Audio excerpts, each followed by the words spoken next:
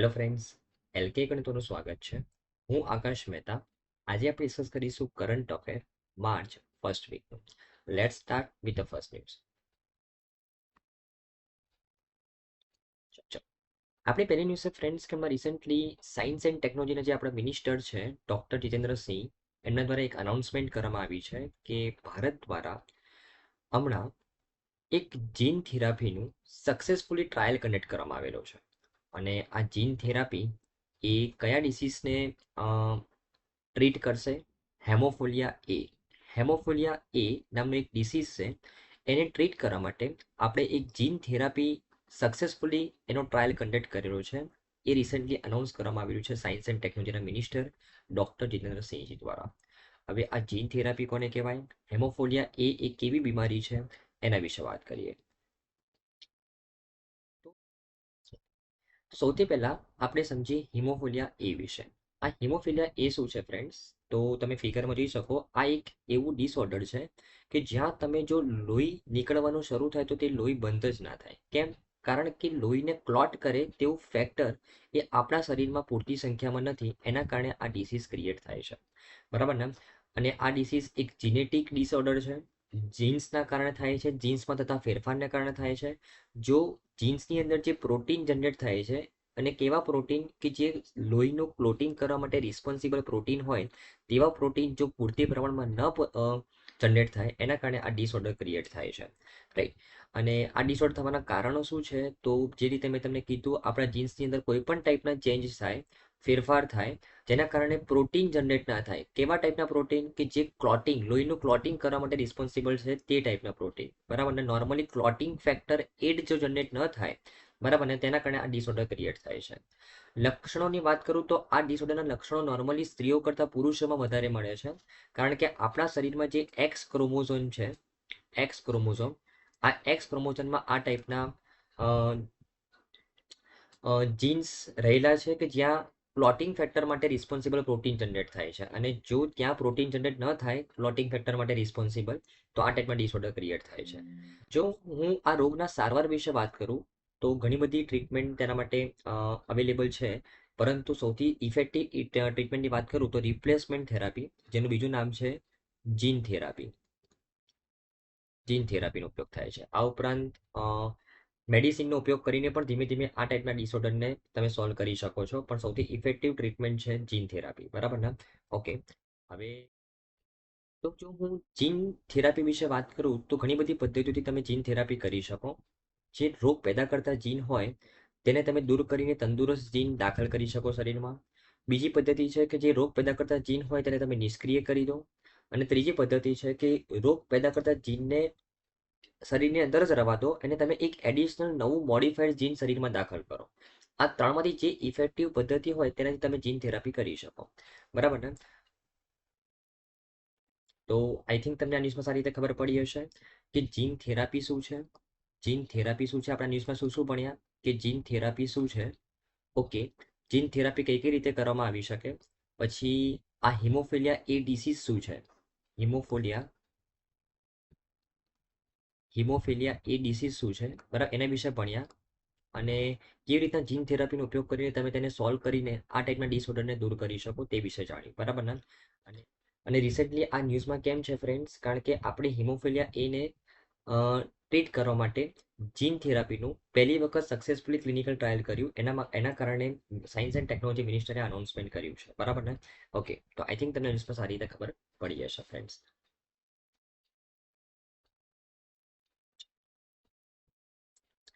Okay. આપણી next news છે friends કે એમાં રિસેન્ટલી કેબિનેટ દ્વારા અપ્રુવમેન્ટ મળ્યું છે 75,000 કરોડની એક સ્કીમને. અને સ્કીમનું નામ છે પીએમ સૂર્યઘર મુફ્ત બિજલી યોજના. આ સ્કીમને હમણાં અપ્રુવમેન્ટ મળ્યું છે કેબિનેટ કમિટી દ્વારા. અને આ સ્કીમ વિશે વાત કરીએ તો એકચ્યુઅલી આ સ્કીમની અંદર બેનિફિટ શું મળવાનો છે? તો આ સ્કીમની અંદર ફ્રી ઇલેક્ટ્રિસિટી મળવાની છે. કેટલા યુનિટ સુધી? 300 યુનિટ સુધી. બરાબર ને? અને કેટલા પરિવારને આ યોજનાનો લાભ મળશે? તો 1 કરોડ હાઉસહોલ્ડને 300 યુનિટ સુધીની ફ્રી ઇલેક્ટ્રિસિટી પ્રોવાઈડ કરવામાં આવશે. કઈ યોજનાની અંડરમાં? પીએમ સૂર્ય ઘર મુફ્ત વીજળી યોજનાની અંડરમાં. અને આ યોજના પાછળ કેટલો ખર્ચો કરવામાં આવશે? 75,000 કરોડ રૂપિયાનો ખર્ચો કરવામાં આવશે, બરાબર ને? તો આ સ્કીમ વિશે ડિટેલમાં વાત કરીએ. જો આ સ્કીમ વિશે વાત કરું ફ્રેન્ડ્સ, પ્રધાનમંત્રી સૂર્યોદય યોજના, આ સ્કીમનું બીજું નામ શું છે? પ્રધાનમંત્રી સૂર્યોદય યોજના. એક નામ તો આપણે જોયું કે પીએમ સૂર્ય ઘર મુફ્ત બિજલી યોજના, અને આ બીજું નામ છે એનું પ્રધાનમંત્રી સૂર્યોદય યોજના, બરાબર ને? તો આ યોજનાની અંદર પ્રધાનમંત્રી દ્વારા શું અનાઉન્સમેન્ટ કરવામાં આવેલું છે કે 1 કરોડ પરિવારોને rooftop solar power system install કરી આપવામાં આવશે, અને 300 યુનિટ સુધી ફ્રીમાં ઇલેક્ટ્રિસિટી પ્રોવાઈડ કરવામાં આવશે, બરાબર ને? તો આ ન્યૂઝ વિશે વાત કરીએ. સૌથી પહેલા જો આ ન્યૂઝના બેકગ્રાઉન્ડ વિશે વાત કરું તો ભારત સરકારે 2014ની અંદર રૂફટોપ સોલર પ્લાન્ટ માટે સ્કીમ લોન્ચ કરેલી હતી. રૂફટોપ સોલર પ્રોગ્રામ લોન્ચ કરેલો હતો, અને એ પ્રોગ્રામની અંદર સરકારનો ટાર્ગેટ હતો કે આપણે 2022 સુધીમાં રૂફટોપ સોલરના માધ્યમથી 40,000 મેગાવોટ અથવા 40 ગીગાવોટ ઇલેક્ટ્રિસિટી પ્રોડ્યુસ કરી લઈશું. પરંતુ આ ટાર્ગેટ સરકારનો એચીવ ન થઈ શક્યો, અને 2023ના અંત સુધીમાં માત્ર રૂફટોપ સોલર પ્લાન્ટના માધ્યમથી આપણે 11 ગીગાવોટનું ઇલેક્ટ્રિસિટી પ્રોડ્યુસ કરી. ટાર્ગેટ શું હતો? 40 ગીગાવોટનો પ્રોડ્યુસ કરવાનો, અને ટાર્ગેટ કેટલો એચીવ કર્યો આપણે? 11 ગીગાવોટ. અને આ કારણોસર આપણે આ રૂફટોપ સોલર પ્રોગ્રામ જે 2022 સુધી આપણે સીમિત રાખવાનો હતો, એ આપણે એને એક્સટેન્ડ કરીને એની વય મર્યાદા 2026 સુધી લંબાવી દીધી, બરાબર ને? અને આ રૂફટોપ સોલર પ્રોગ્રામના અંડરમાં જ આ સ્કીમ લોન્ચ કરવામાં આવી છે, પ્રધાનમંત્રી સૂર્યોદય યોજના, જેમાં 1 કરોડ હાઉસહોલ્ડને, 1 કરોડ પરિવારોને રૂફટોપ સોલર પ્લાન્ટ એસ્ટાબ્લિશ કરી આપવામાં આવશે સબસિડાઇઝ પ્રાઇસ ઉપર, અને 300 યુનિટ સુધી ઇલેક્ટ્રિસિટી ફ્રીમાં પ્રોડ્યુસ કરવામાં આવશે, બરાબર ને? ઓકે, હવે એના વિશે ડિટેલમાં જોઈએ આપણે. જો હું આ યોજના વિશે વાત કરું ફ્રેન્ડ્સ, તો આ યોજનાની અંદર બેનિફિટ કેવી રીતના મળવાનું છે? તો આ યોજનાની અંદર સરકાર દ્વારા એવું કહેવામાં આવેલું છે કે જો તમે, મતલબ કોઈ એક પરિવાર પોતાના ઘર ઉપર રૂફટોપ સોલર એસ્ટાબ્લિશ કરે, અને જો તે 1 કિલોવોટનું રૂફટોપ સોલર એસ્ટાબ્લિશ કરે તો તેમને 30,000 સુધીની સબસિડી પ્રોવાઈડ કરવામાં આવશે. જો તે 2 કિલોવોટનું રૂફટોપ સોલર એસ્ટાબ્લિશ કરે તો તેમને 60,000 સુધીનું સબસિડી પ્રોવાઈડ કરવામાં આવશે. અને જો 3 કિલોવોટ કે 3 કિલોવોટ કરતાં વધારે કેપેસિટી વાળા રૂફટોપ સોલરનું એસ્ટાબ્લિશ કરવામાં આવે તો મેક્સિમમ 78,000 સુધીની સબસિડી પ્રોવાઈડ કરવામાં આવશે એક પરિવારને સરકાર તરફથી. અને આ રૂફટોપ સોલર પ્લાન્ટ એસ્ટાબ્લિશ કર્યા પછી 300 યુનિટ સુધીની ઇલેક્ટ્રિસિટી દર મહિને ફ્રીમાં પ્રોવાઈડ કરવામાં આવશે. મતલબ અગર કોઈ પરિવાર ફોર એક્ઝામ્પલ 200 યુનિટ જેટલો વપરાશ કરે છે તો તેને 100 યુનિટની ક્રેડિટ મળશે. મતલબ જે 100 યુનિટનું તેને સેવિંગ કર્યું, એની પાસે 300 યુનિટ ફ્રીમાં વાપરવા માટે હતા, પણ એને 200 યુનિટ કન્ઝપ્શન કર્યું, તો તે તેના 100 યુનિટને તેના ગ્રીડને, નજીકના ગ્રીડમાં ટ્રાન્સફર કરી શકશે. એના બદલામાં તેને ક્રેડિટ મળશે, મતલબ તે ઇન્કમ પણ જનરેટ કરી શકે, બરાબર? એક વ્યક્તિ આ જે વધેલા યુનિટ છે તેના માધ્યમથી એક વ્યક્તિને, એક પરિવારને ઇન્કમ પણ જનરેટ થઈ શકશે પ્રધાનમંત્રી સૂર્યોદય યોજનાની અંડરમાં, બરાબર ને? ઓકે, તો આ સ્કીમની મિકેનિઝમ છે. આઈ થિંક તમને ખબર પડી હશે ફ્રેન્ડ્સ. અને 1 કરોડ પરિવારને આ યોજનાનો બેનિફિટ આપવાની વાત કરવામાં આવી છે, અને આ માટે સરકાર દ્વારા 75,000 કરોડ રૂપિયાનું બજેટ એલોકેટ કરવામાં આવેલું છે, બરાબર ને? ઓકે, જો ભારતની વર્તમાન સૌર ક્ષમતા વિશે વાત કરું, સોલર કેપેસિટી વિશે વાત કરું, તો ડિસેમ્બર 2023 સુધીમાં આપણે સૌર ઉર્જાના માધ્યમથી 73 ગીગાવોટ જેટલી ઇલેક્ટ્રિસિટી પ્રોડ્યુસ કરી દીધેલી છે. અને જેમાં સોલર રૂફટોપ પ્લાન્ટનું કન્ટ્રીબ્યુશન કેટલું છે? 11.08 ગીગાવોટ છે, બરાબર ને? એટલે જો રિન્યુએબલ એનર્જીની વાત કરું તો આપણે રિન્યુએબલ એનર્જીની માધ્યમથી ટોટલ અત્યાર સુધી આપણે 180 ગીગાવોટ જેટલી ઇલેક્ટ્રિસિટી પ્રોડ્યુસ કરી દીધી છે, જેમાં સૌર ઉર્જાનું કન્ટ્રીબ્યુશન છે 73.31 ગીગાવોટ, અને એમાં પણ રૂફટોપ સોલરનું કન્ટ્રીબ્યુશન કેટલું છે? 11 ગીગાવોટ. અને જો ઉચ્ચ પ્રદર્શન કરતા રાજ્યો વિશે વાત કરું તો સૌથી વધારે સોલર કેપેસિટીની અંદર, સોલર એનર્જીની અંદર સૌથી વધારે કન્ટ્રીબ્યુશન રાજસ્થાન ગવર્મેન્ટનું છે 18.7 ગીગાવોટ. ટોટલ 73 ગીગાવોટમાંથી 18.7 ગીગાવોટ ક્યાં પ્રોડ્યુસ થાય છે? રાજસ્થાન ગવર્મેન્ટ દ્વારા. અને સોલર રૂફટોપની જો વાત કરું, સૌથી વધારે ગુજરાતની અંદર સોલર રૂફટોપનું કન્ટ્રીબ્યુશન છે 2.8 ગીગાવોટ. ટોટલ આપણે સોલર રૂફટોપના માધ્યમથી 11 ગીગાવોટ ઇલેક્ટ્રિસિટી પ્રોડ્યુસ કરી છે, એમાંથી ગુજરાત ગવર્મેન્ટનું કેટલું કન્ટ્રીબ્યુશન છે? 2.8 ગીગાવોટ. આટલા ડેટા તમારે ધ્યાનમાં રાખવાના છે, બરાબર ને? તો આઈ થિંક તમને આ સ્કીમ વિશે અને તેના ફેક્ચ્યુઅલ ડેટા વિશે ખબર પડી ગઈ હશે. ઓકે, આપણે નેક્સ્ટ ન્યૂઝ ફ્રેન્ડ્સ કે રિસેન્ટલી વર્લ્ડ ટ્રેડ ઓર્ગેનાઇઝેશન દ્વારા એક નવા રેગ્યુલેશન્સ લોન્ચ કરવામાં આવેલા છે. અને આ રેગ્યુલેશન એ ઇન્ડિયાએ સાઇન નથી કર્યું. એના માટે આપણા માટે આ ન્યૂઝ બહુ જ ઇમ્પોર્ટન્ટ છે. આ ન્યૂઝ વિશે વાત કરીએ. ચાલો હવે WTO વર્લ્ડ ટ્રેડ ઓર્ગેનાઇઝેશનની હમણાં રિસેન્ટલી 13મી મિનિસ્ટ્રીયલ કોન્ફરન્સનું આયોજન કરવામાં આવેલું હતું. અને આ કોન્ફરન્સની અંદર એક રેગ્યુલેશન્સ લોન્ચ કરવામાં આવ્યા. કયા એગ્રીમેન્ટના અંડરમાં? ગેટ્સ એગ્રીમેન્ટના અંડરમાં. ગેટ્સ એગ્રીમેન્ટના અંડરમાં. હવે આ ગેટ્સ શું છે? તો ગેટ્સ છે general agreement on trade in services. ગેટ્સનું ફૂલ ફોર્મ શું છે friends? General agreement on trade in services. આ ગેટ્સનું ફૂલ ફોર્મ છે. તો આ એગ્રીમેન્ટના અંડરમાં એક નવા રેગ્યુલેશન્સ લોન્ચ કરવામાં આવેલા છે. એગ્રીમેન્ટના નામ પરથી જ ખબર પડે છે કે આ એગ્રીમેન્ટ શાના માટે હશે. તો સર્વિસ સેક્ટરની અંદર ટ્રેડની અંદર સર્વિસ સેક્ટરની અંદર જે આપણે ટ્રેડ કરી રહ્યા છે એની અંદર ટ્રાન્સપરન્સી ક્રિએટ કરવા માટે આ એગ્રીમેન્ટ સાઇન કરવામાં આવેલો હતો WTOની મેમ્બર કન્ટ્રીઝ દ્વારા 1995ની અંદર. ક્યારે? 1995ની અંદર. પરંતુ અત્યારે તેની અંદર એક નવા રેગ્યુલેશન્સ એડ કરવામાં આવેલા છે. એ રેગ્યુલેશન્સ વિશે આ ન્યૂઝ ડિસ્કસ કરી રહ્યા છે આપણે, બરાબર ને? તો રેગ્યુલેશન્સની અંદર શું છે ફ્રેન્ડ્સ કે આ જે સર્વિસ સેક્ટરની અંદર જે આપણે ટ્રેડ કરી રહ્યા છે તેની અંદર જેન્ડર ઇક્વાલિટીને ફોકસ કરવામાં આવ્યું છે. જેન્ડર ઇક્વાલિટીને ફોકસ કરવામાં આવ્યું છે. આ રેગ્યુલેશન્સની અંદર એવું કહેવામાં આવેલું છે કે જે સર્વિસ સેક્ટરની અંદર જે ટ્રેડ થઈ રહ્યો છે ને એ મોનોપોલી ક્રિએટ કરી રહ્યો છે અત્યારે. મતલબ જે મોટી કંપની છે, જે બ્રાન્ડેડ કંપની છે તેને વધારે ને વધારે ફાયદો થઈ રહ્યો છે આપણા આ ગેટ્સ એગ્રીમેન્ટના રિસન્ટ નિયમોના માધ્યમથી.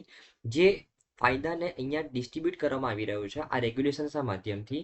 રેગ્યુલેશન્સની અંદર એવું કહેવામાં આવેલું છે કે આપણે જેન્ડર ઇક્વાલિટી પર ફોકસ કરવું જોઈએ. આપણે પુરુષ અને સ્ત્રી આ બંને ઇન્ટરપ્રિનર્સને સરખો ન્યાય મળે તે રીતના આપણા એગ્રીમેન્ટ્સ હોવા જોઈએ, તે રીતના આપણી પોલિસીસ હોવી જોઈએ, બરાબર ને? તો એની ઉપર દરેક લોકો માટે ઓપોર્ચ્યુનિટી સેમ ક્રિએટ થાય એના વિશે વાત કરવામાં આવી છે આ નવા રેગ્યુલેશન્સની અંદર, બરાબર? તો આ જે ગેટ્સ એગ્રીમેન્ટ હતા તેની અંદર મોડિફિકેશન કરવામાં આવેલું છે, નવા રેગ્યુલેશન્સ લોન્ચ કરવામાં આવેલા છે જે જેન્ડર ઇક્વલિટી પર ફોકસ કરે છે. અને આ નવા રેગ્યુલેશન્સને માત્ર 72 કન્ટ્રીઝે જ સાઇન કર્યો છે. અને આ 72 કન્ટ્રીઝની અંદર ઇન્ડિયા સામેલ નથી. આ 72 કન્ટ્રીઝની અંદર ઇન્ડિયા સામેલ નથી. એના માટે આ ન્યૂઝ આપણા માટે ઇમ્પોર્ટન્ટ છે, બરાબર ને? ઓકે. તો આ નિયમોના ઉદ્દેશ્ય શું છે? જે રીતે મેં તમને વાત કરી, આ નિયમનો ઉદ્દેશ્ય છે પારદર્શિતા અને સુલભતા, દરેક માટે સેમ ઓપોર્ચ્યુનિટી ક્રિએટ થાય, જેન્ડર ઇક્વાલિટી પર ફોકસ કરવાનું છે આ નિયમનો મુખ્ય ઉદ્દેશ્ય. અને ટોટલ 164 સભ્યોમાંથી માત્ર 72 સભ્યોએ જ આ નિયમ ઉપર હસ્તાક્ષર કર્યા છે.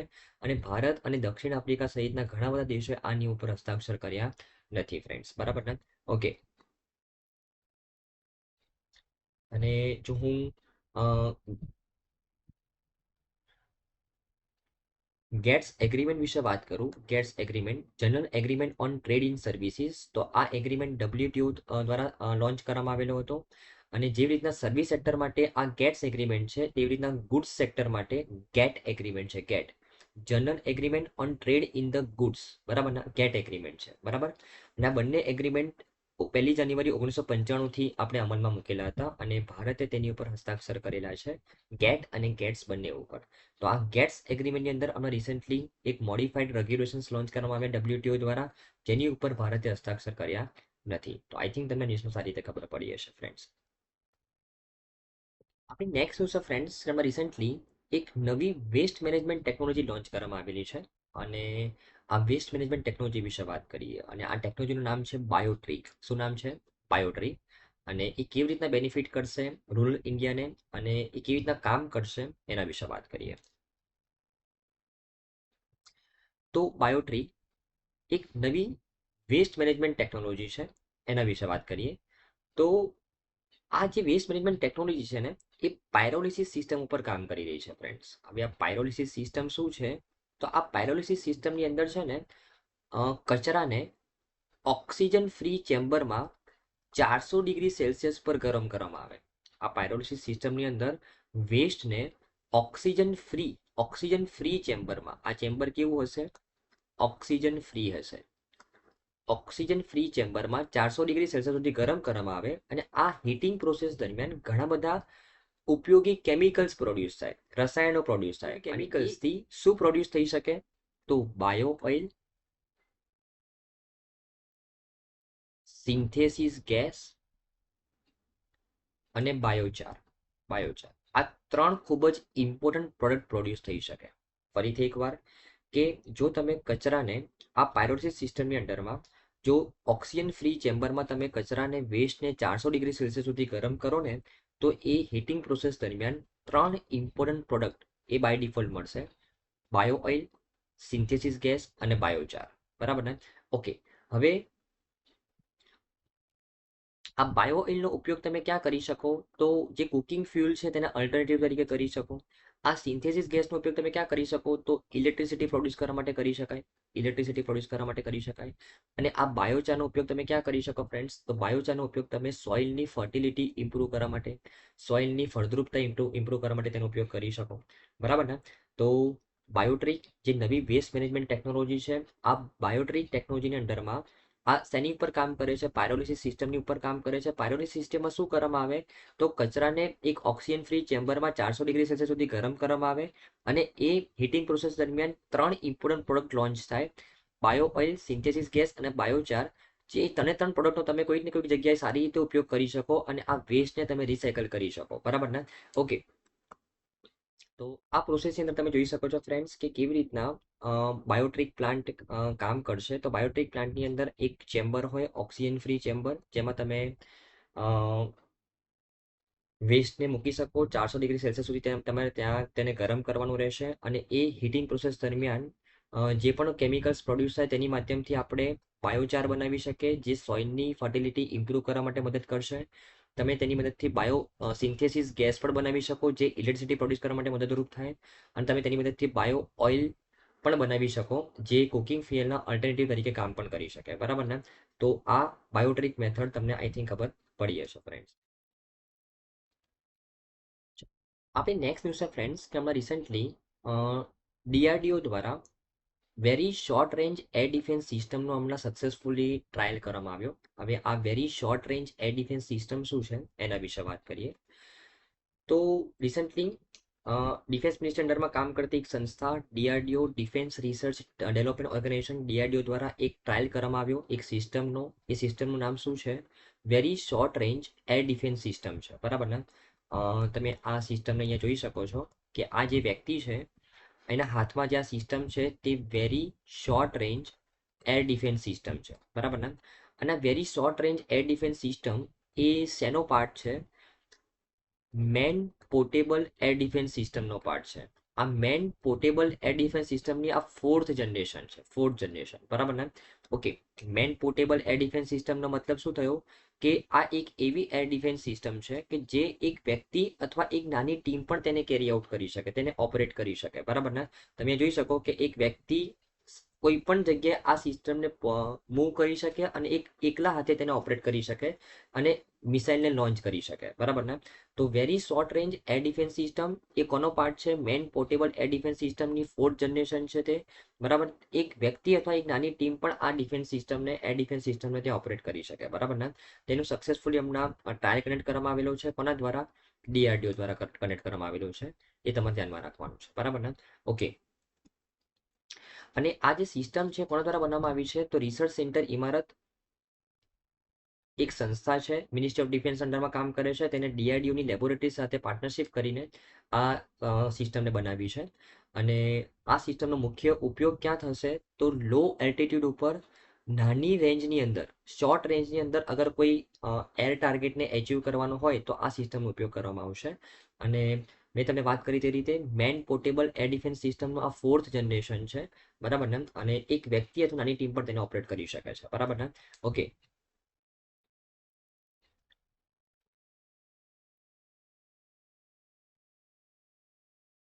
આપણી નેક્સ્ટ ન્યૂઝ છે ફ્રેન્ડ્સ કે હમણાં રિસેન્ટલી આપણા ડિફેન્સ મિનિસ્ટર શ્રી રાજનાથસિંહજી દ્વારા હમણાં અમુક ઇન્ફ્રાસ્ટ્રક્ચરનું ઇનોગ્રેશન કરવામાં આવ્યું. કઈ જગ્યાએ? તો આપણો જે એક નવલ બેઝ તૈયાર થઈ રહ્યો છે કારવાર ડિસ્ટ્રિક્ટ કર્ણાટકની અંદર, તે જગ્યાએ. બરાબર ને? અને આ જે ઇન્ફ્રાસ્ટ્રક્ચર ડેવલપ કરવામાં આવી રહ્યું છે એ કયા પ્રોજેક્ટનો પાર્ટ છે? પ્રોજેક્ટ સી બર્ડનો પાર્ટ છે. તો આ પ્રોજેક્ટ વિશે પણ આપણે વાત કરીશું. બરાબર ને? તો જો હું પ્રોજેક્ટ સીબર્ડ વિશે વાત કરું ફ્રેન્ડ્સ, તો આ પ્રોજેક્ટ સીબર્ડની અંદર આપણે એક નવલ બેઝને તૈયાર કરી રહ્યા છે. નવલ બેઝને તૈયાર કરી રહ્યા છે. અને આ નવલ બેઝ જો તૈયાર થઈ જશે જ્યારે પણ, ત્યારે તે ઈસ્ટર્ન હેમિસ્ફિયરનો સૌથી મોટો નવલ બેઝ બનશે. અને એ નવલ બેઝનું નામ છે આઈએનએસ કદંબા. આઈએનએસ કદંબા આ નવલ બેઝનું નામ છે, બરાબર ને.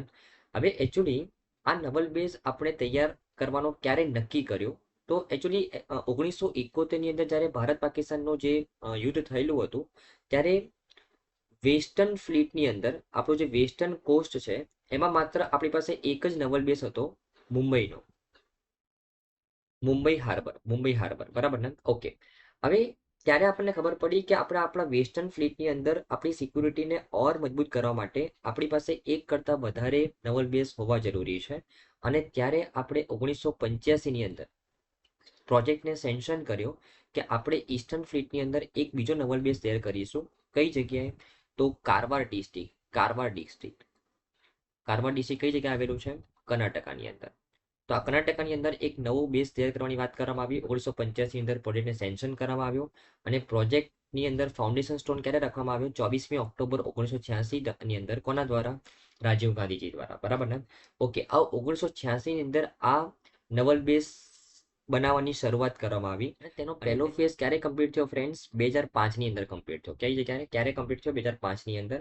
અને અને ફર્સ્ટ ફેઝ કમ્પ્લીટ થયા પછી બીજો ફેઝ 2013ની અંદર લોન્ચ કરવામાં આવ્યો. 2013ની અંદર, બરાબર ને. અને બીજા ફેઝને અત્યારે આપણે બે પાર્ટમાં ઓપરેટ કરી રહ્યા છે, 2A અને 2B ની અંદર. અને જ્યારે આ બેઝ તૈયાર કમ્પ્લીટ થઈ જશે, બરાબર ને, ત્યારે તે ઈસ્ટર્ન હેમિસ્ફિયરનો સૌથી મોટો નવલ બેઝ તૈયાર થઈ જશે, બરાબર ને. અને એનું નામ છે આઈએનએસ કદંબા. અને તમે જોઈ શકો છો કે આ પિક્ચરમાં કે એક નવલ બેઝ કેવો હોય. એક નવલ બેઝ કે જ્યાં તમે તમારી શિપ્સને પાર્ક કરી શકો, એરક્રાફ્ટને પાર્ક કરી શકો, બરાબર. પછી આ નવલ બેઝની આસપાસ ઘણા બધા હોસ્પિટલ્સ હોય, જે આપણી નેવી માટે તે ઉપયોગમાં લઈ શકાય. પછી નેવી નવલ ઓફિસર્સના જે ક્વાર્ટર્સ હોય તે પણ આ નવલ બેઝના પાર્ટ બને. મતલબ એક નવલ બેઝ તૈયાર કરો, મતલબ એ પર્ટિક્યુલર લોકેશન સાથે જેટલા પણ લોકો સંકળાયેલા છે, જેટલા પણ ઇક્વિપમેન્ટ સંકળાયેલા છે, એ દરેક વસ્તુ ત્યાં આવી જાય. તેને કહેવાય નવલ બેઝ, બરાબર ને. તો લાર્જેસ્ટ નવલ બેઝ ઈસ્ટર્ન હેમિસ્ફિયરનો તૈયાર થઈ રહ્યો છે, જેનું નામ છે આઈએનએસ કદંબા, બરાબર ને. જેનું હમણાં રિસેન્ટલી કેમ ન્યૂઝમાં છે? કારણ કે અમુક પ્રોજેક્ટ્સ ત્યાં ઇનોગ્રેટ કરવામાં આવેલા છે રાજનાથસિંહજી દ્વારા, બરાબર ને. ઓકે. તો આઈ થિંક તમને ન્યૂઝમાં સારી રીતે ખબર પડી હશે ફ્રેન્ડ્સ. આપણે નેક્સ્ટ ન્યૂઝ છે ફ્રેન્ડ્સ, રિસેન્ટલી આપણા ડિફેન્સ મિનિસ્ટર શ્રી રાજનાથસિંહજી દ્વારા એક સ્કીમ લોન્ચ કરવામાં આવી છે, આદિત્ય સ્કીમ. એના વિશે વાત કરીએ. આદિત્યનો ફૂલ ફોર્મ શું છે friends? Acing the development in innovative technologies with iDEX. આઈડેક્સનું નામ તમે સાંભળ્યું હશે friends. Innovation with defence excellence, બરાબર ને. તો આપણે ડેવલપમેન્ટને ઇઝ કરવાનું છે, ફાસ્ટ કરવાનું છે. ઇનોવેટિવ ટેકનોલોજીસની અંદર ડેવલપમેન્ટ ફાસ્ટ કરવાનું છે. શેની સાથે? આઈડેક્સ સાથે, બરાબર ને. તો આ આઈડેક્સ શું છે? સૌથી પહેલા એના વિશે વાત કરીએ. અને એના પછી આ સ્કીમ શું છે, આદિત્ય સ્કીમ, એના વિશે વાત કરીએ, બરાબર ને. ઓકે. સૌથી પહેલા હું આઈડેક્સ વિશે વાત કરું friends. IDEX, innovation with defence excellence. IDEX આ એક કોમ્પિટિશન ટાઈપનું એક પ્લેટફોર્મ છે, એક કોમ્પિટિશન પ્લેટફોર્મ છે. આ પ્લેટફોર્મની અંદર ડિફેન્સ મિનિસ્ટ્રી દ્વારા જે આપણા આર્મ ફોર્સિસની દ્વારા જે પણ ચેલેન્જીસ ફેસ કરવામાં આવે છે, બરાબર ને.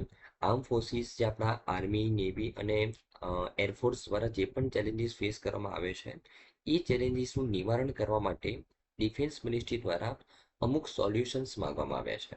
કોની સાથે? તો કે સ્ટાર્ટઅપ સાથે, બરાબર ને. આ આઈડેક્સની અંદર ઇનોવેશન વિથ ડિફેન્સ એક્સેલન્સની અંદર ડિફેન્સ મિનિસ્ટ્રી દ્વારા આપણા આર્મ ફોર્સિસની દ્વારા જે પણ ચેલેન્જીસ ફેસ કરવામાં આવી રહ્યા છે, એ ચેલેન્જીસનું સોલ્યુશન માંગવામાં આવી રહ્યું છે, બરાબર ને. ઓકે. અને એ સોલ્યુશન જે પણ સ્ટાર્ટઅપ પાસે હશે, એ સ્ટાર્ટઅપને ફાઇનાન્શિયલ અને ટેકનિકલ સપોર્ટ પ્રોવાઈડ કરવામાં આવે છે. કયા સ્કીમની અંડરમાં? આઈડેક્સ સ્કીમની અંડરમાં, ઇનોવેશન વિથ ડિફેન્સ એક્સેલન્સની અંડરમાં.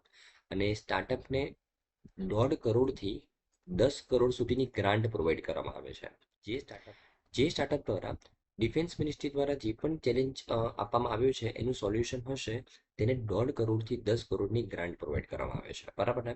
ઓકે, આ આઈડે સ્કીમની અંડરમાં સ્ટાર્ટઅપ્સને ફાઇનાન્શિયલ અને ટેકનિકલ સપોર્ટ પ્રોવાઈડ કરવામાં આવે છે. આદિત્ય સ્કીમ શું છે? આદિત્ય સ્કીમ એના વિશે વાત કરીએ. તો આદિત્ય સ્કીમની અંદરમાં શું કહેવામાં આવ્યું છે કે જે સ્ટાર્ટઅપ્સને આઈડેક્સની અંદર સપોર્ટ પ્રોવાઈડ કરવામાં આવેલો છે તેને ડિફેન્સ મિનિસ્ટ્રી દ્વારા ટોટલ 30 ડીપટેક જટિલ અને વ્યૂહાત્મક ટેકનિકલ સોલ્યુશન્સ ડેવલપ કરવાનું કહેવામાં આવ્યું છે. બરાબર ને? ડિફેન્સ મિનિસ્ટ્રી દ્વારા total 30 deep tech and strategic technologies develop કરવાનું કહેવામાં આવ્યું છે.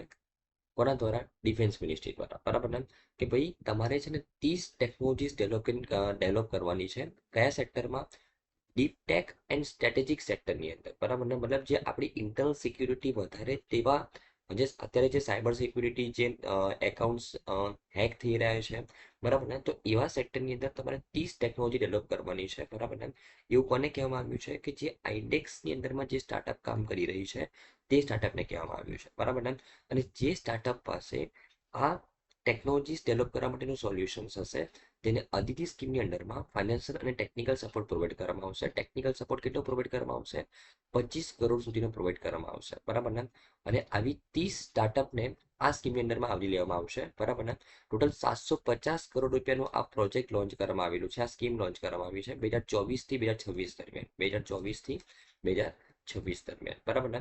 ઓકે, તો જે રીતે મેં તમને વાત કરી કે જે સ્ટાર્ટઅપ્સ એ આઈડે સ્કીમની અંડરમાં ઓલરેડી કામ કરી રહી છે તેની પાસે આ સોલ્યુશન્સ હશે, આ 30 ટેકનોલોજીસ ડેવલપ કરવા માટેના સોલ્યુશન્સ હશે, તેને 25 કરોડ સુધીની ગ્રાન્ટ પ્રોવાઈડ કરવામાં આવશે અને 750 કરોડ સુધીની બજેટ એલોકેટ કરવામાં આવેલું છે આ સ્કીમના હેઠળમાં 2025-26 સુધીના સમયગાળા માટે. બરાબર ને? ઓકે,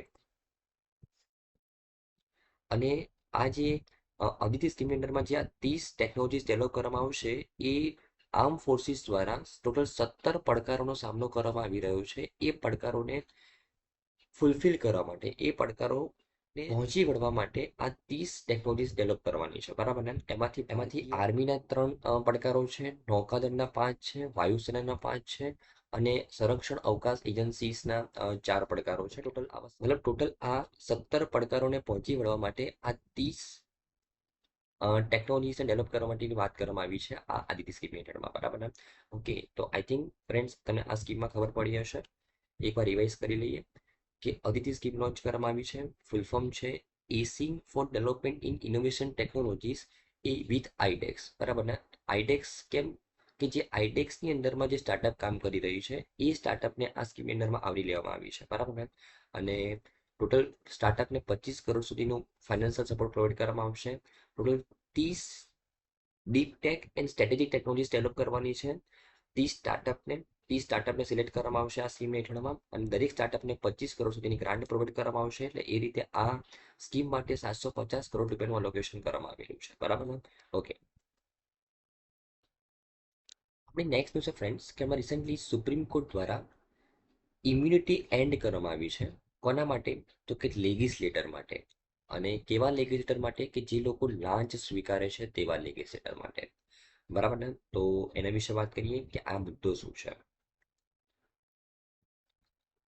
દેખો ફ્રેન્ડ્સ, આમાં રિસેન્ટલી સુપ્રીમ કોર્ટના 7 ન્યાયાધીશની બંધારણીય બેન્ચે એક જજમેન્ટ આપ્યું છે કે અત્યાર સુધી જે મેમ્બર ઓફ પાર્લામેન્ટ્સ અને member of legislative assembly, member of parliament જેને આપણે સાંસદ કહીએ અને મેમ્બર ઓફ લેજિસ્લેટિવ એસેમ્બલી જેને આપણે ધારાસભ્યો કહીએ, એ લોકોને જે ઇમ્યુનિટી આપવામાં આવતી હતી લાંચની બાબતમાં, એ ઇમ્યુનિટીને આપણે હવેથી નાબૂદ કરીએ છીએ. બરાબર ને? એવું કોણ કહે છે? તો સુપ્રીમ કોર્ટના જે 7 ન્યાયાધીશોએ એ આ વિશે જજમેન્ટ આપ્યું તે ન્યાયાધીશ કહે છે. બરાબર ને? હવે કઈ ઇમ્યુનિટી આપવામાં આવેલી હતી અને કઈ એ ઇમ્યુનિટી રદ કરવામાં આવી છે એના વિશે વાત કરીએ.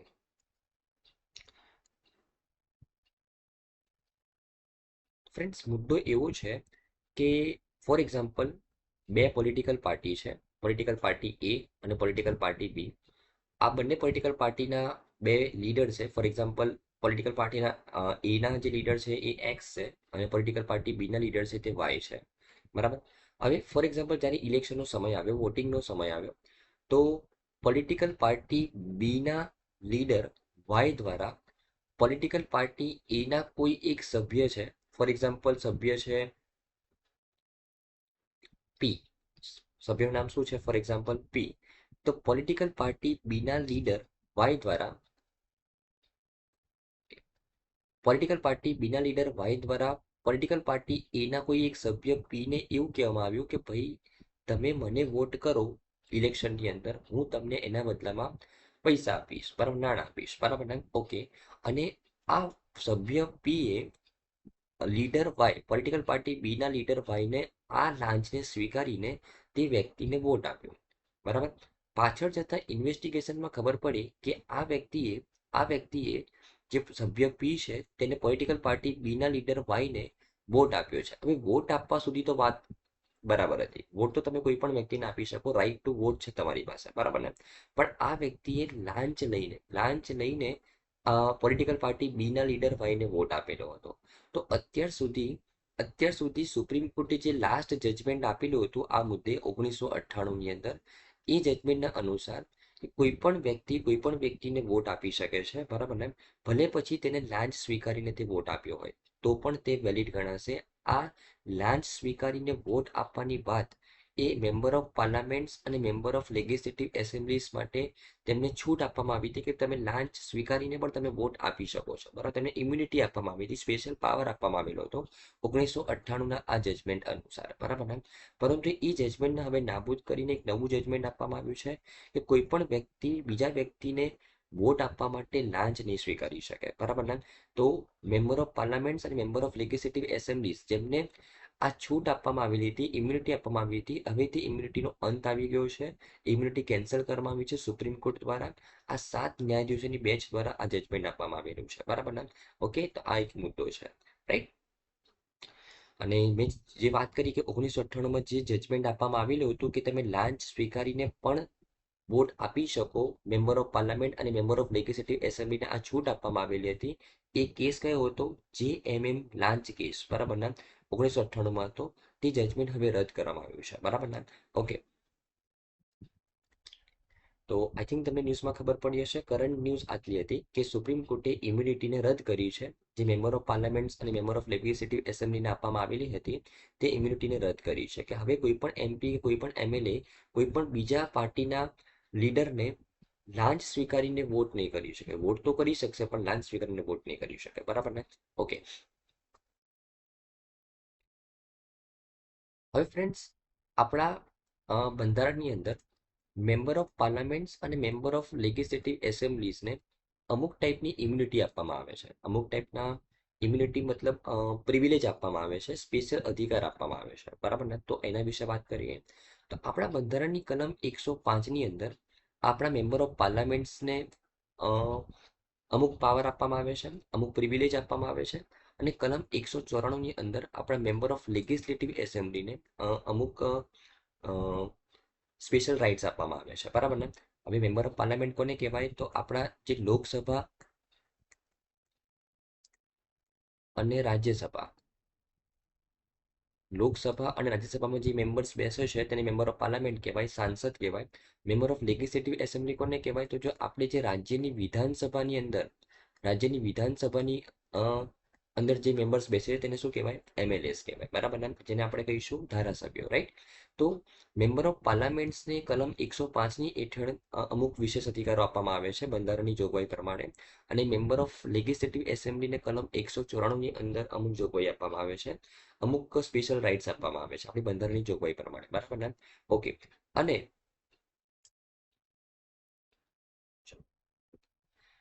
આ ઉપરાંત બંધારણમાં ઉલ્લેખિત વિશેષ અધિકારો વિશે વાત કરું ફ્રેન્ડ્સ, તો મેમ્બર ઓફ પાર્લામેન્ટ્સને કલમ 105(2) હેઠળ ફ્રીડમ ઓફ સ્પીચ પ્રોવાઈડ કરવામાં આવે છે.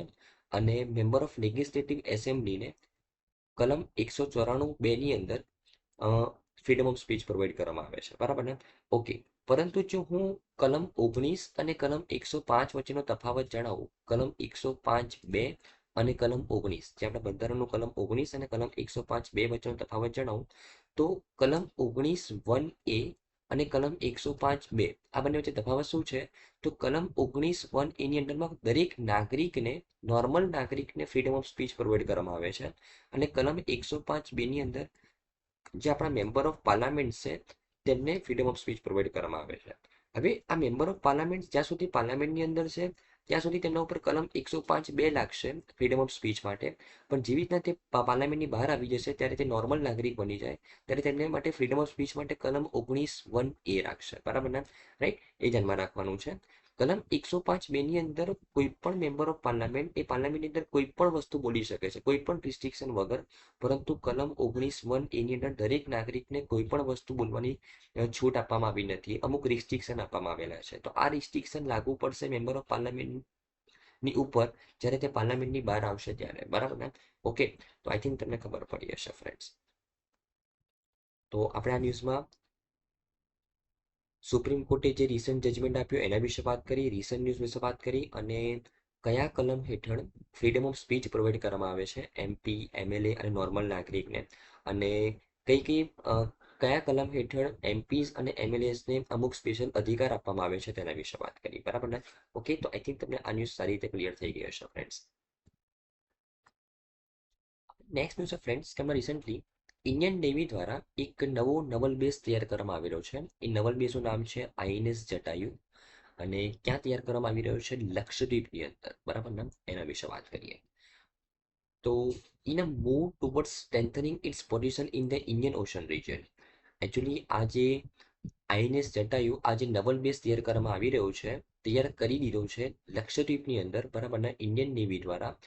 એ કેમ તૈયાર કરવામાં આવેલો છે? તો આપણું જે ઇન્ડિયન ઓશન રિજિયન છે ત્યાં આપણી પોઝિશનને મજબૂત કરવા માટે આ INS જટાયુ કમિશન કરવામાં આવી રહ્યું છે. બરાબર ને?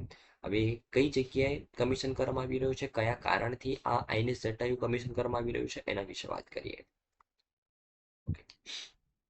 તમને આ ફિગરમાં દેખાશે ફ્રેન્ડ્સ કે આ આપણા લક્ષદ્વીપના આઇલેન્ડ્સ છે, જેને આપણે અહીંયા ઝૂમ કરીને બતાવ્યા છે. બરાબર ને? આ લક્ષદ્વીપના આઇલેન્ડ્સ છે બધા નાના નાના. અને આ આઇલેન્ડ્સની અંદર જે સૌથી દક્ષિણની અંદર સાઉથની અંદર જે છે મિનિકોય આઇલેન્ડ, આ આઇલેન્ડની અંદર આપણે INS જટાયુ ડેવલપ કર્યું છે. INS જટાયુ આ નવલ બેઝ તૈયાર કર્યો છે ઇન્ડિયન નેવી દ્વારા. હવે આ મિનિકોયની અંદર આ મિનિકોય આઇલેન્ડની અંદર આ INS જટાયુ ડેવલપ કરવાનું મુખ્ય કારણ શું છે? તો આપણું આ જે ઇન્ડિયન ઓશન રિજિયન છે ફ્રેન્ડ્સ, ઇન્ડિયન ઓશન રિજિયન, ત્યાં આપણી પોઝિશનને મજબૂત કરવાનું. બરાબર ને? ઓકે, અને ખાસ કરીને હમણાં તમને ખબર હશે કે ભારત અને માલદીવ્સ વચ્ચે હમણાં સંબંધો થોડા બગડી રહ્યા છે. જ્યારથી માલદીવ્સની અંદર નવી સરકાર આવી છે ત્યારથી ભારત અને માલદીવ્સની વચ્ચે સંબંધો બગડ્યા છે. અને તમને ખબર છે કે માલદીવ્સની જે નવી સરકાર છે તે ચાઇના પ્રો છે. તો ચાઇનાનું ઘણું ઇન્વેસ્ટમેન્ટ હવે માલદીવ્સની અંદર થવા માંડ્યું છે. બરાબર ને? તો આ મિનિકોયની અંદર નવલ બેઝ ઉભો કરવાનું એક કારણ એ પણ છે કે એક તો ઇન્ડિયન ઓશન રિજનની અંદર આપણી સ્થિતિ મજબૂત થાય અને માલદીવ્સની અંદર જે ચાઇનાની ગતિવિધિઓ છે તેના ઉપર આપણે નજર રાખી શકીએ. બરાબર ને? તો આ કારણથી આપણે આ INS જટાયુ નવલ બેઝ એ મિનિકોય આઇલેન્ડની ઉપર આપણે કમિશન કર્યું છે. બરાબર ને? મિનિકોય આઇલેન્ડ કઈ જગ્યાએ છે? લક્ષદ્વીપની અંદર. અને તમને ખબર જ છે કે આપણે માલદીવ્સને બોયકોટ કરી રહ્યા છે અને એના કારણે લક્ષદ્વીપને આપણે સારી રીતે ડેવલપ કરી રહ્યા છે, જેથી કરીને આપણે માલદીવ્સ જેવી જ લોકેશન લક્ષદ્વીપની અંદર આપણે ક્રિએટ કરી શકીએ. બરાબર ને? ઓકે, તો એ લક્ષદ્વીપની અંદર જ આપણે મિનિકોય આઇલેન્ડ છે ત્યાં INS જટાયુ ડેવલપ કર્યું છે. બરાબર ને? ધ્યાનમાં રાખવાનું છે. આઈ થિંક તમને સારી રીતે ખબર પડી હશે ફ્રેન્ડ્સ. અહીંથી તમને ક્લિયર દેખાશે આ લક્ષદ્વીપ છે અને આ માલદીવ્સ છે. બરાબર? એની વચ્ચે આટલું જ અંતર છે અને આ લક્ષદ્વીપનું જે સૌથી સાઉથર મોસ્ટ આઇલેન્ડ છે મિનિકોય, ત્યાં આપણે આ INS જટાયુ ડેવલપ કર્યું છે. બરાબર ને? ઓકે, તો આઈ થિંક તમને ખબર પડી હશે. આપણે નેક્સ્ટ છે ફ્રેન્ડ્સ કે ઇન્ડિયાનું જે મેન્યુફેક્ચરિંગ PMI છે તે 56.9 સુધીના સ્કોર સુધી પહોંચ્યું છે ફેબ્રુઆરી મહિનાની અંદર. તેના વિશે વાત કરીએ કે આ PMI શું છે, એ કોના દ્વારા લોન્ચ કરવામાં આવે છે, કયા કયા સેક્ટરમાં લોન્ચ કરવામાં આવે છે અને આ 56.9 સ્કોર શું બતાવે છે એના વિશે વાત કરવાનું છે. બરાબર ને? ઓકે, તો PMI શું છે ફ્રેન્ડ્સ? કશું જ નહીં, પરચેસિંગ મેનેજર ઇન્ડેક્સ છે. Purchasing manager index. આ પરચેસિંગ મેનેજર ઇન્ડેક્સ PMI એ બે સેક્ટર માટે લોન્ચ કરવામાં આવે છે. એક તો મેન્યુફેક્ચરિંગ સેક્ટર માટે લોન્ચ કરવામાં આવે છે અને એક સર્વિસ સેક્ટર માટે લોન્ચ કરવામાં આવે છે. બરાબર ને?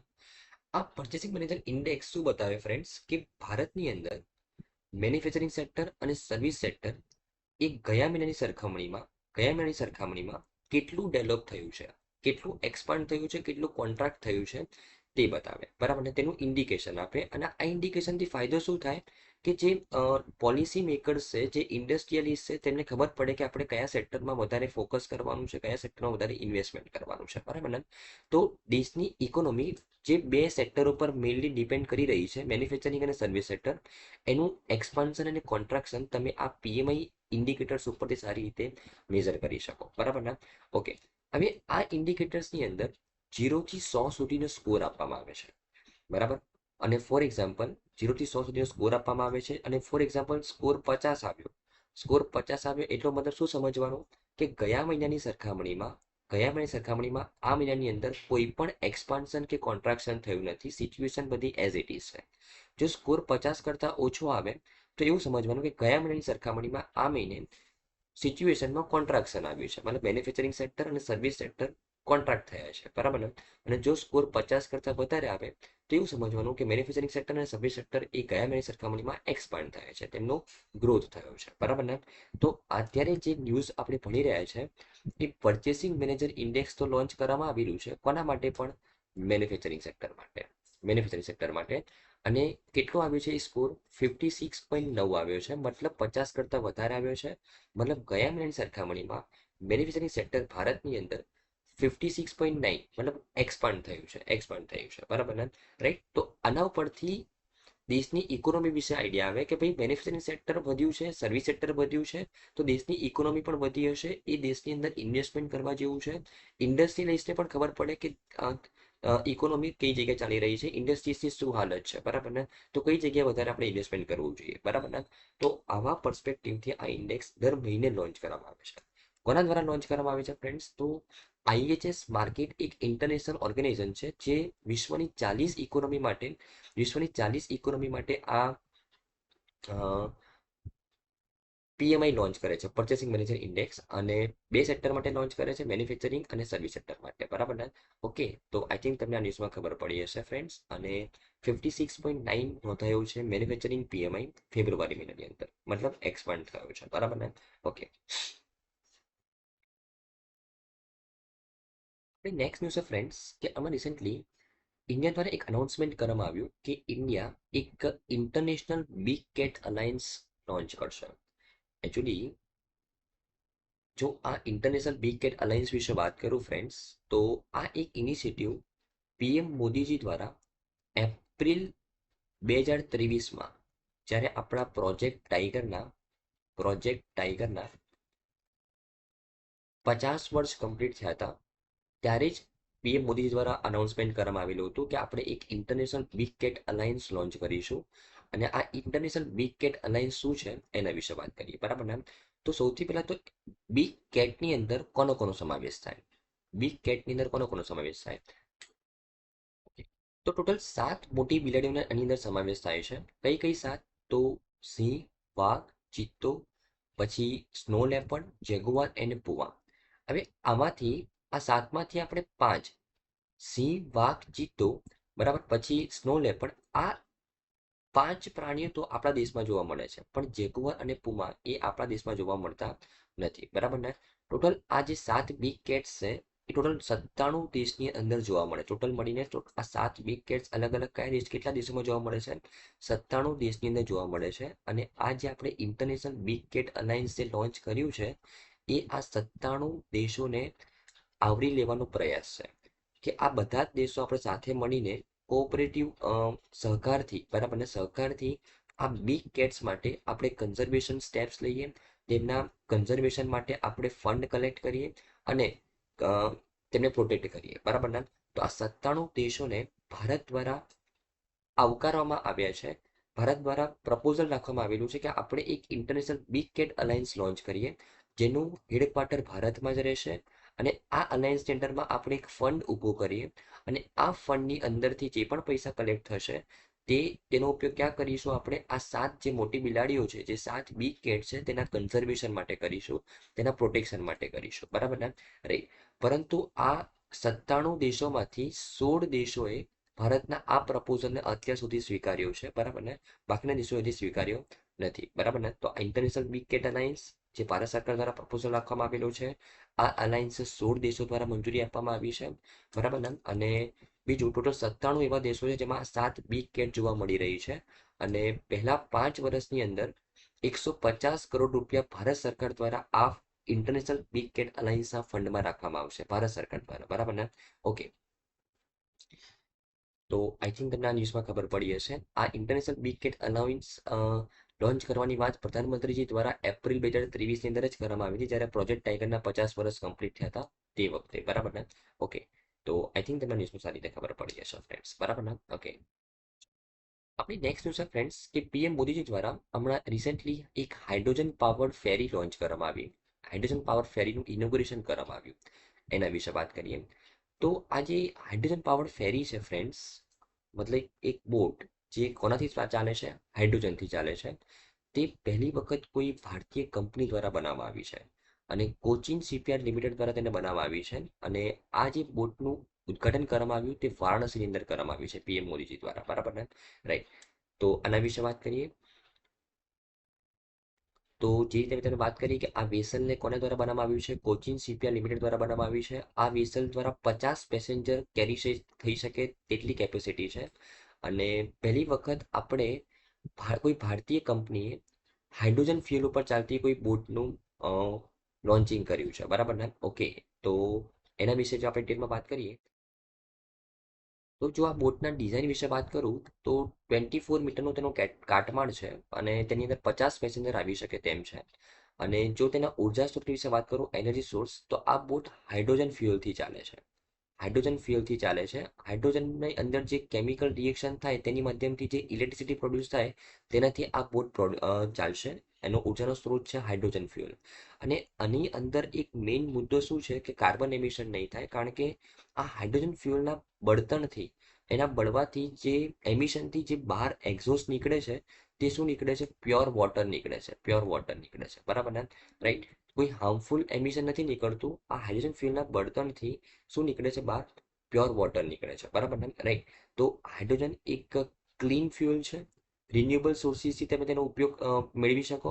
હાઇડ્રોજનને તમે પાણીને સ્પ્લિટ કરો ને તો પણ તમને હાઇડ્રોજન મળી જાય, બરાબર. મતલબ હાઇડ્રોજન એક રિન્યુએબલ એનર્જી સોર્સ છે. અને તેનું જે એમિશન થવાથી જે વસ્તુ બહાર નીકળે છે તે પ્યોર વોટર હોય છે, બરાબર. તે પણ વાતાવરણમાં એમિશન ક્રિએટ નથી કરતું, બરાબર ને. રાઈટ, તો આ બોટની અંદર ટોટલ 40 કિલોગ્રામ હાઇડ્રોજન તમે ફિલઅપ કરી શકો. અને આ હાઇડ્રોજનની મદદથી તે બોટ 8 કલાક સુધી કન્ટિન્યુઅસલી મુસાફરી કરી શકે છે, બરાબર ને. અને આવી બોટ કોચિન શિપયાર્ડ લિમિટેડ દ્વારા બનાવવામાં આવી છે. પહેલી વખત કોઈ ભારતીય કંપની દ્વારા હાઇડ્રોજન ફ્યુલનો ઉપયોગ કરીને કોઈ બોટ બનાવવામાં આવી છે, એટલા માટે આપણા માટે ખૂબ જ ઇમ્પોર્ટન્ટ છે. અને આ ક્યાં લોન્ચ કરવામાં આવી છે, વારાણસીની અંદર, બરાબર ને, વારાણસીની અંદર. ઓકે, તો આઈ થિંક તમને ખબર પડી હશે ફ્રેન્ડ્સ આ ન્યૂઝમાં. ઓકે, તો હાઇડ્રોજન ફ્યુલ્સનું મહત્વ શું છે, તો કે એક તો પર્યાવરણ ફ્રેન્ડલી છે. મેં તમને કીધું કે તેનાથી જે એક્ઝોસ્ટ નીકળે છે તે પણ પ્યોર વોટર નીકળે છે, જે વાતાવરણમાં કોઈ પણ પ્રદૂષણ ક્રિએટ નહીં કરે. અને આ ઉપરાંત તેનો મેન્ટેનન્સ ખર્ચ પણ ઘણો ઓછો છે, બરાબર ને. કારણ કે હાઇડ્રોજન ફ્યુઅલથી ચાલતા એન્જિનની અંદર મૂવિંગ પાર્ટ્સ ઘણા ઓછા હોય. જેટલા મૂવિંગ પાર્ટ્સ ઓછા તેટલું મેન્ટેનન્સ ઓછું હોય, બરાબર ને. તો આવા ફાયદા પણ છે. અને તે ભારતીય કંપની દ્વારા બનાવવામાં આવ્યું છે, એટલા માટે આપણે રિસન્ટ ન્યૂઝમાં છે. ઓકે, ચાલો. ઓકે, કે આ ઉપરાંત જે આ બોટ તૈયાર કરવામાં આવી છે એ કયા ઇનિશિયેટિવ અંડરમાં લોન્ચ કરવામાં આવી છે, તો હરિત નૌકા પહેલ. જાન્યુઆરી 2024ની અંદર ભારત સરકાર દ્વારા આ હરિત નૌકા પહેલ લોન્ચ કરવામાં આવી છે, હરિત નૌકા ઇનિશિયેટિવ. આ પહેલની અંદર શિપિંગ મિનિસ્ટ્રી દ્વારા અમુક ગાઈડલાઈન લોન્ચ કરવામાં આવી છે. ગાઈડલાઈન, આ ગાઈડલાઈન અંદર શું કહેવામાં આવ્યું છે કે દરેક રાજ્યને ટાર્ગેટ આપ્યો છે કે તમે જે ડોમેસ્ટિક વોટરવેઝની અંદર જે ટ્રાન્સપોર્ટેશન કરાવો છો તેની અંદર 2035 સુધીમાં 50% ગ્રીન ફ્યુલ્સનો યુઝ કરવાનો રહેશે. અને 2047 સુધીમાં, આપણા આઝાદીના 100 વર્ષ સુધીમાં તમારે 100% ગ્રીન ફ્યુલ્સનો ઉપયોગ કરવાનો રહેશે. ગ્રીન ફ્યુલનો મતલબ રિન્યુએબલ એનર્જીનો ઉપયોગ કરવાનો રહેશે. કોની અંદર, જે તમે ડોમેસ્ટિક વોટરવેઝની અંદર જે ટ્રાન્સપોર્ટેશન કરાવી રહ્યા છો, જે નાની નાની બોટ દ્વારા જે ટ્રાન્સપોર્ટેશન કરાવી રહ્યા છો પેસેન્જર્સનું, કાર્ગોનું, એ ટ્રાન્સપોર્ટેશન 50% રિન્યુએબલ એનર્જીના માધ્યમથી થવું જોઈએ 2035 સુધીમાં. અને 100% એ રિન્યુએબલ એનર્જીના માધ્યમથી થવું જોઈએ 2047 સુધીમાં એવું ટાર્ગેટ આપવામાં આવ્યું છે શિપિંગ મિનિસ્ટ્રી દ્વારા દરેક રાજ્યને. કયા ઇનિશિયેટિવ અંડરમાં? હરિત નૌકા ઇનિશિયેટિવ અંડરમાં, બરાબર ને? તો આ જ ઇનિશિયેટિવ અંડરમાં આ પહેલ લોન્ચ કરવામાં આવી છે, આ પ્રોજેક્ટ લોન્ચ કરવામાં આવેલો છે, બરાબર ને? કોચિંગ શિપયાર્ડ લિમિટેડ દ્વારા, બરાબર ને? ઓકે. ઓકે, આપણી નેક્સ્ટ ન્યૂઝ છે ફ્રેન્ડ્સ કે હમણાં રિસેન્ટલી બેલ્જિયમ એ પહેલું યુરોપિયન દેશ બન્યો છે કે જેને ઇકોસાઇટને ક્રાઇમ ઘોષિત કર્યો છે, બરાબર ને? હવે આ ઇકોસાઇટ શું છે એના વિશે વાત કરીએ. તો ઇકોસાઇડનો અર્થ છે કે ઇકોસિસ્ટમને નોંધપાત્ર નુકસાન અથવા વિનાશ જે ઘણીવાર મનુષ્ય દ્વારા કરવામાં આવે છે, તો આને એક ક્રાઇમ ગણવામાં આવ્યો છે. કે આપણે જો પર્યાવરણને નુકસાન પહોંચાડીશું અથવા તેનો વિનાશ કરવાનો કોઈ પણ પ્રયત્ન કરીશું તો તે ગુનાને શું કહેવામાં આવી રહ્યું છે? ઇકોસાઇડ.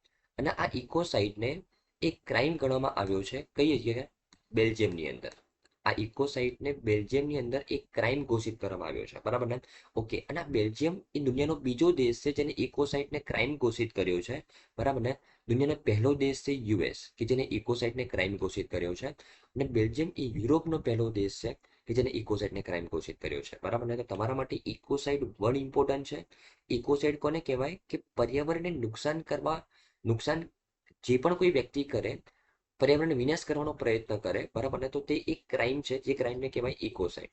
આ ઇકોસાઇડ ક્રાઇમ કઈ જગ્યાએ ઘોષિત કરવામાં આવેલો છે? બે દેશોમાં દુનિયામાં અત્યાર સુધી, યુએસની અંદર અને બેલ્જિયમની અંદર. અને બેલ્જિયમ પહેલો યુરોપિયન દેશ બન્યો છે આ ઇકોસાઇડને ક્રાઇમ ઘોષિત કરનારો, બરાબર ને? જસ્ટ તમારે ધ્યાનમાં રાખવાનું છે. ઓકે, તો આઈ થિંક તમને ન્યૂઝમાં ખબર પડી હશે ફ્રેન્ડ્સ. આઈ થિંક ફ્રેન્ડ્સ આની તમામ ન્યૂઝમાં તમને સારી રીતે ખબર પડી હશે. Thank you friends, by.